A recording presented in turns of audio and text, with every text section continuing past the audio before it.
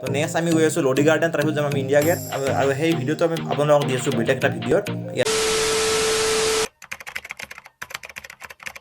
তো guys welcome back. এতিয়া আমি কুটুব মিনাৰ চাই পেলাই আহিলোঁ দিল্লীৰ ফেমাছ লডি গাৰ্ডেন চাবলৈ। আৰু লডি গাৰ্ডেন আহি দেখাবলৈ আমি ডাঙৰ এটা মহল, আৰু এই মহলটোৰ নাম হ'ল বৰা গুম্বদ। আৰু এই মহলটো বনাইছিল চিকান্দাৰ লডিয়ে, লডি ডাইনেষ্টিৰ কিং। তো আপোনাৰ যদি কেতিয়া দিল্লীলৈ আহে চাব পাৰিব নিশ্চয়। এতিয়া আমি ভিতৰলৈ যাওঁ, যাই দেখাই আছোঁ আপোনালোকক।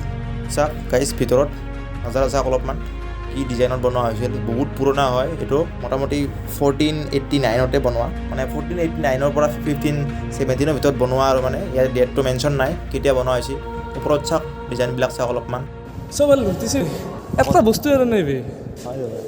তাতে সিহঁতৰ মিউজিয়ামত সাজ দিছিল, দেখা নাই কৈ এনেই সিহঁতৰ লৈ গৈছে। গাইজ ইয়াৰ লগতে এটা আছে মছজিদ, আৰু এই মছজিদৰ নাম হ'ল বৰা গুম্বদ মছজিদ। আৰু এই মছজিদটো বনোৱা হৈছিল চিকান্দাৰ লডিৰ দ্বাৰাই 1494। ইয়াত লিখা আছে। কি ডিজাইন হয়, আনবিলিভেবল। আজিকালি মাখাই নৰে কৰবা মানে সহজে সৰু সৰু বেছিকত কৰিব। মেচিনত কৰিব, চব মেচিনত, সব মেচিন হাতে নৰে কৰবা। চা কি কি সৰু সৰু কৰছি, মই জুম কৰাব লেখালোঁ, জুম কৰিব নৰি টান মোবাইলে কৰি।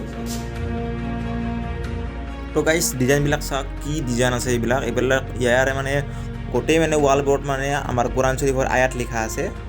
উৰ্দুটো আছে, লগতে আৰবিটো আছে।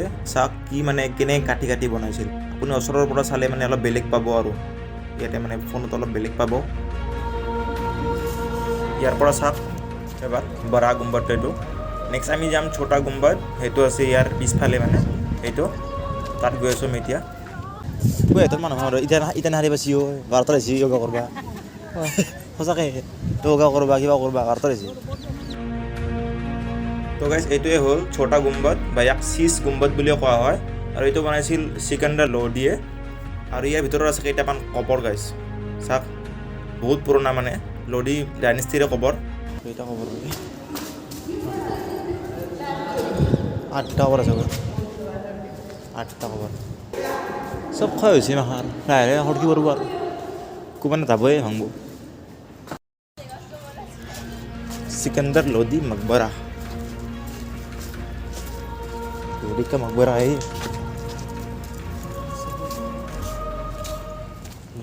জেল লেখা নাই বে, জেল হ্যান কি হয়, জেল নে কি হয়, জেল নেকি জানো, জেল গ'লে আণ্ডাৰগ্ৰাউণ্ড আছিল, আণ্ডাৰগ্ৰাউণ্ড।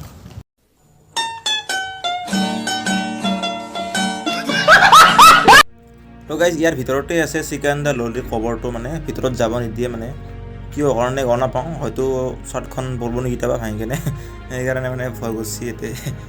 তো যাব নিদিয়ে ভিতৰত, বাহিৰৰ পৰা চাব পাৰি। এইটো কবৰটো মানে নৰ্মেল কবৰ, আৰু বেলেগ কবৰকেইটাৰ দৰে অলপমান জাষ্ট স্পেচিয়েল আছে আৰু এইটো। আৰু ই মানে সিয়ে বনাইছে এইবিলাক বস্তুবিলাক, মানে এইটো কবৰটো সি বনোৱা নাই বাৰু, তাৰ পুতকে বনাইছে। কিন্তু আগৰ কেইটা যি আছিল ছোটা গুম্বদ বৰা গুম্বদ, সেইটো সি বনাইছে।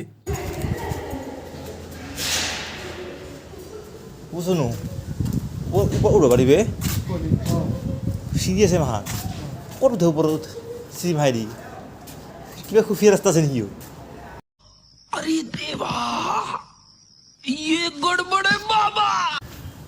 তো গাইজ লডি গাৰ্ডেন খতম, এতিয়া যাম আমি ইণ্ডিয়া গেট।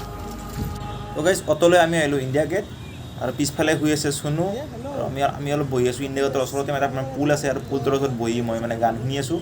তো গাইজ এনেকৈ বহি বহি গান শুনাৰ পিছত আমি আহিলোঁ ইণ্ডিয়া গেটৰ ওচৰত থকা ৱাৰ মেমৰিয়েল চাবলৈ। গাইজ পিছফালে চাওক কিমান মানুহ আহিছে ইয়াত চাবলৈ।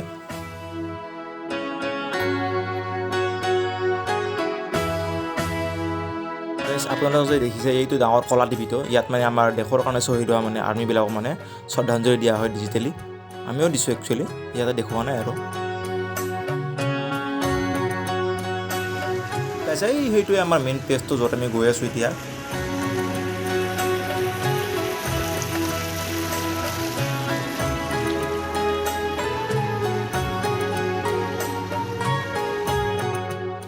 গাইজ তাতে আমাৰ জাতীয় পতাকাখনৰ লগতে আমাৰ তিনিওটা ডিফেন্স ফ'ৰ্চৰে পতাকাখনো আছে একেলগে।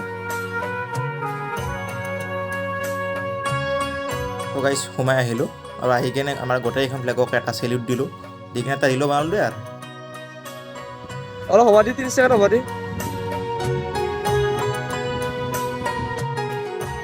গাইজ এই ৱাৰ মেমৰিয়েলটো একচুৱেলি আমাৰ ভাৰত স্বাধীন হোৱাৰ পিছত যিবিলাক আমাৰ মানে আৰ্মি ইণ্ডিয়ান আৰ্মি শ্বহীদ হৈছে তেওঁলোকৰ মানে শ্ৰদ্ধাঞ্জলি দিবৰ কাৰণে তেওঁলোকৰ স্মৃতিত মানে এই ৱাৰ মেমৰিয়েলটো বনোৱা হৈছিল আৰু আমাৰ এই ৱাৰ মেমৰিয়েলটো এষ্টাব্লিছ কৰা হৈছিল 2019 চনত আমাৰ দেশৰ প্ৰধানমন্ত্ৰী নৰেন্দ্ৰ মোদীৰ দ্বাৰা আৰু এই ৱাৰ মেমৰিয়েলটোত এটা স্কুৱাৰত মানে প্ৰত্যেকটা আমাৰ ফৌজীৰ নাম লিখা আছে যিবিলাক আমাৰ শ্বহীদ হৈ গৈছে আৰু তেওঁলোকৰ ফেমিলি মেম্বাৰ্ছবোৰ আহি কিনে ইয়াতে মানে শ্ৰদ্ধাঞ্জলি দিয়ে ফুলৰ মালা দিয়ে বহুতে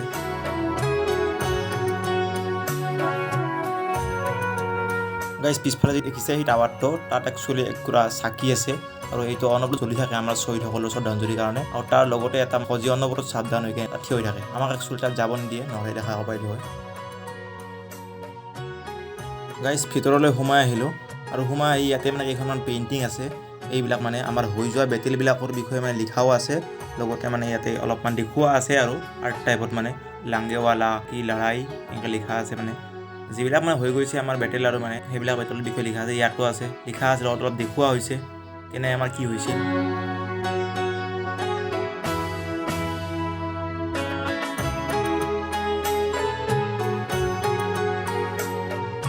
গাইজ ইয়াতে মানে আমাৰ গোটেইকেইটা ডিফেন্স ফ'ৰ্চৰে লগ'কেইটা বা আইকন কেইটা লগতে আমাৰ অশোক স্তম্ভটোৰো আছে প্ৰথমটো হ'ল আমাৰ আৰ্মি ছেকেণ্ডটো হ'ল আমাৰ নেভি আৰু থাৰ্ড ইণ্ডিয়ান এয়াৰ ফ'ৰ্চৰ লগো আৰু ফ'ৰ্থটো বিশেষ বেলেগ একো নহয় ফ'ৰ্থটো মানে আমাৰ গোটেইকেইটা ফ'ৰ্চৰে মানে মিক্সাৰটো আছে গাইজ ৱাৰ মেমৰিয়েল যোৱাৰ পিছত আমি আহিলোঁ ইণ্ডিয়া গেটৰ ওচৰলৈ মানে ইয়াত চাওক গাইজ গধূলিও হৈ গ'ল মানে ইয়াৰ পৰা গাইজ ভিউটো চাওকচোন কি খতৰনাক ভিউজ ইণ্ডিয়া গেটটো আছে একফালে আৰু সূৰ্যটো একদম ডুবি গৈছে গাইজ ওচৰলৈ যাই দেখাই আছোঁ আপোনালোকক